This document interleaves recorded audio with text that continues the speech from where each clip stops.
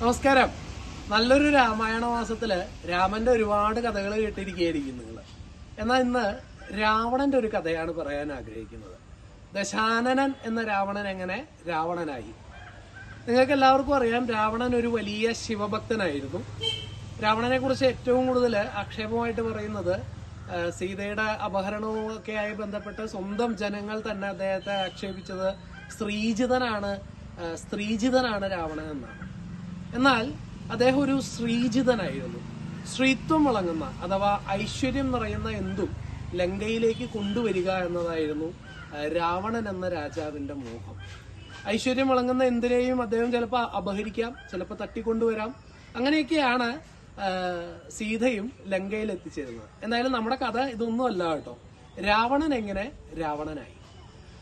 രാവണന്റെ ഏറ്റവും ഇഷ്ട ദൈവമായിരുന്നു മഹാദേവൻ, ശിവൻ.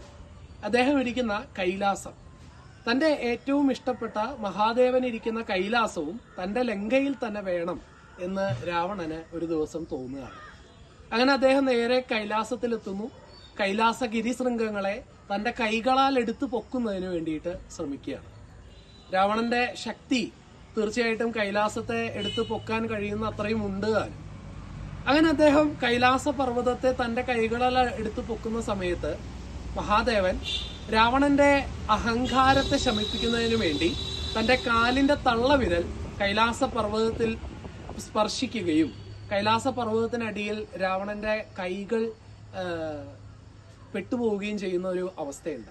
ഈ സമയത്ത് മഹാദേവനെ പ്രീതിപ്പെടുത്തുന്നതിന് വേണ്ടി രാവണൻ ഒരു മന്ത്രം ചൊല്ലുന്നുണ്ട്. ആ മന്ത്രം അറിയപ്പെടുന്നത് പഞ്ചചാമര മന്ത്രങ്ങൾ എന്നാണ്. 5 മന്ത്രങ്ങളാണുള്ളത്. ഇപ്പൊ അതിൽ പിന്നീടൊക്കെ കൂട്ടിച്ചേർക്കലുകളൊക്കെ ഉണ്ടെങ്കിലും രാവണൻ അന്ന് ചൊല്ലി എന്ന് പറയപ്പെടുന്നത് 5 മന്ത്രങ്ങൾ ഉള്ളതാണ്. നിങ്ങൾക്ക് എല്ലാവർക്കും അറിയുന്ന ഒരു മന്ത്രമാണത്.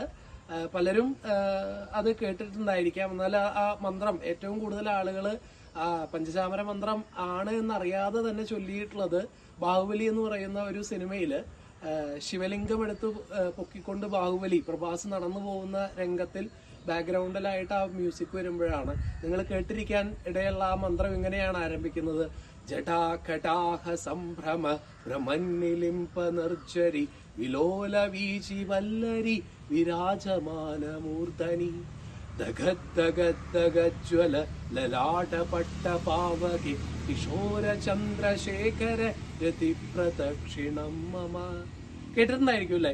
ഇങ്ങനെ തുടങ്ങുന്ന ആ മന്ത്രം 5ഓളം മന്ത്രങ്ങളിലൂടെയാണ് പോകുന്നത്. ഈ മന്ത്രം ചൊല്ലി അവസാനിക്കുമ്പോൾ മഹാദേവൻ പ്രീതിപ്പെടുകയും രാവണന്റെ മുമ്പിൽ പ്രത്യക്ഷപ്പെടുകയും ചെയ്യുന്നു. അങ്ങനെ ഈ ശബ്ദം, രാവണന്റെ ആ ഒരു ശബ്ദത്തെ, ആ ഒരു മാധുര്യത്തെയൊക്കെ കേട്ട് സംപ്രീതനായ മഹാദേവനാണ് രവങ്ങളാൽ അണനം ചെയ്യുന്നവൻ രാവണൻ എന്ന് നീ ഇന്നു മുതൽ അറിയപ്പെടുമെന്ന് പറഞ്ഞുകൊണ്ട് ദശാനന് രാവണൻ എന്ന പേര് നൽകുന്നത്.